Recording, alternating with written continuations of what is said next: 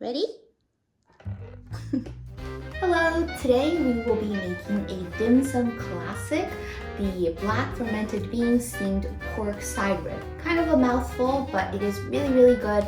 It's my dad's go-to order whenever we go to dim sum, and since we won't be going to dim sum for a while, I decided to make it at home for him. You'll need is about this much pork rib. All the ingredients are always in the description box, and we have all the seasonings here as usual. So we have white pepper, sugar, salt, cooking wine, soy sauce, fish sauce, ginger, and the special ingredient of the day is fermented black beans. If I have to describe the way they kind of taste like soy sauce, a little bit of a nuttiness, kind of remind me of black garlic in that subtly sweet kind of way, but yeah, they're very versatile in Chinese cooking, and you can find them in any Chinese or Asian grocery store. So give these a try if you are an adventurous foodie. First step we gotta do is to soak our pork ribs. When you buy this, if you shop at a butcher shop, you want to ask for the ones with the really small bones. The smaller, the better. If you buy it from a grocery store, just try to find the one that's like almost the trimmings. They're really cheap, they're easy to cut. So yeah, we're gonna cut these up, soak it in some cold water for about an hour. Ideally 2 hours actually, but 1 to 2 would be fine.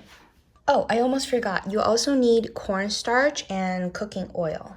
As with many dim sum recipes, you will need a steamer, ideally a bamboo steamer, and a plate that fits inside of it. Bones, I'm going to try to maneuver around it and just cut them into as small of pieces as possible.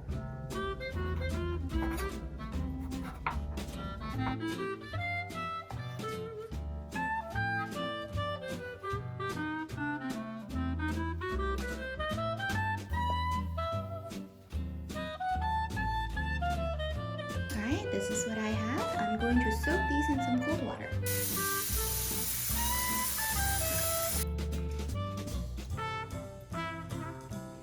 Okay, it's been about 20 minutes and you can see that the water is getting a little mucky and kind of turning reddish. That's the blood. So we are going to drain this and fill it with clean water again. I gave it a really quick rinse and you can see that the bone or the meat is turning white. The end goal is to have them pretty much pale and no more blood water left. So I would say if you're, not too busy, rinse it out every 10 minutes. Okay, second time of changing water. Okay, I want to quickly share with you a mistake I made. So as you can see, I have seasonings here and a pre-mixed one here. So what happened was I mixed these up too early. I was thinking I can just wait, but as you can see, the ginger soaked up a lot of the sauce. So if I use that to marinate my meat later, I'm not going to have enough sauce, so I'm going to do this step again and show you how it should be done. So the proper steps for the marinating stage is first you are going to wash your fermented black beans just to get rid of any impurities. Just like that. Alright, now I'm going to combine everything except these two. I don't want either of these to soak up the flavor. So fish sauce, cooking wine, soy sauce, sugar, salt, white pepper. And I have these two ready for when my meat is ready. One more thing I want to mention is that as usual, I'm following my mom's recipe, but I did tweak it slightly. So her original recipe in Chinese will be linked in the description box. For this version, I've added soy sauce and white pepper. The reason is because I personally have a slightly more westernized taste palette, so I think this is more suited for someone that's like myself or who, grew up only eating Western food and likes Chinese food. Just makes it a little bit more flavorful. Yes, the soy sauce that I use is light soy sauce, and that's important because if you've ever had it in a dim sum, you know that this dish comes out a pretty clear color. So it doesn't have that dark tint a soy saucy dish would typically take on. So it's just for flavor. What else? Oh, for the ginger. I am using just normal ginger here, but we did experiment with organic ginger and it is so much more flavorful, and because of that, you will need less of it. So if you happen to have organic ginger on hand, just use 5 grams less than the recipe below. If not, then do what I did. Yeah, I think that's it. So I'm gonna go back to waiting. I will keep this for something else, but yes, don't make this mistake that I did. All right, it's been an hour. I'm gonna rinse these off one more time and we are going to proceed. What we're gonna do next is to dry it off with some paper towel.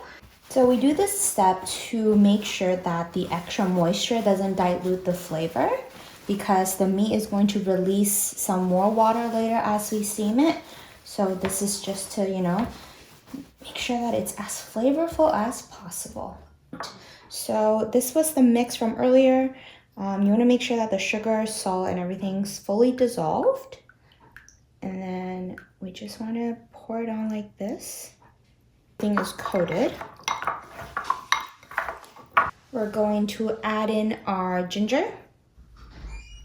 We're going to add in our fermented black beans. And just mix that together. Okay, so when you have it all mixed up like this, we're going to let it marinate for at least half an hour, but no longer than an hour. Because if you go over that, then the meat is going to become mushy and lose its elasticity. Happy? Are you waiting for food?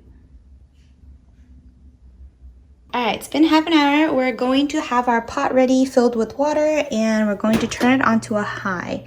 And while we wait, we are going to come back to our meat. Now the next step is the secret to keeping this dish juicy and trapping in all the moisture. You'll need cornstarch and cooking oil. 2 tablespoons of cornstarch. Really, we're just trying to coat each piece. Now I probably should have used a bigger bowl, but as long as I can mix it in, it is fine. Okay, now we're gonna pour in about 1 tablespoon of oil. Now we're gonna mix it. So what the oil does is it acts as a repellent to the water that's going to be in the steam. So once again, it's just to make sure that the meat stays juicy, kind of creates like a separation layer between the vapor and the meat itself later. Now we're going to pick out some of the gingers and lay them flat at the bottom like this. This will allow there to be better circulation.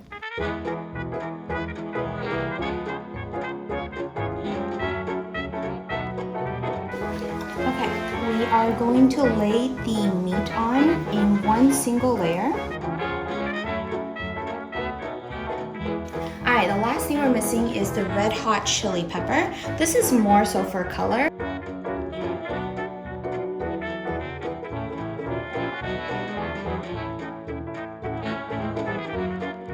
Alright, so when that steams, a lot of the flavor is going to be released, but it won't make the meat too spicy. One thing you should pay attention to is you want there to be enough heat so that there is steam. And one reason why we want to use a bamboo steamer is so that the vapor can escape. If you're using like a steamer with a glass lid sort of thing, the water is going to seep down back into the meat.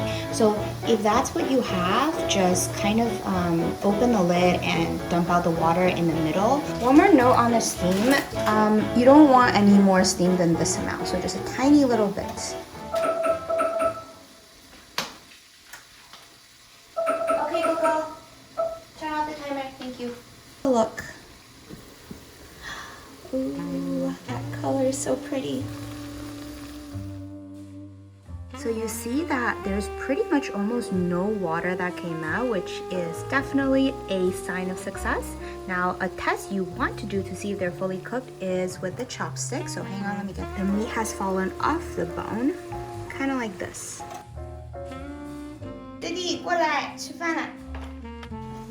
Okay, so another indication that you were successful is that you see at the edge of the bone there is nothing black.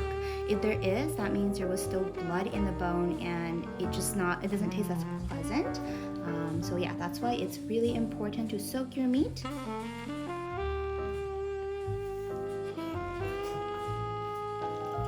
好吃啊！有没有脱骨了？脱骨了，我特别喜欢这种味型，很香。它有什么你知道吗？就是豆豉跟生姜，它是绝配。这个混合的非常好的味道。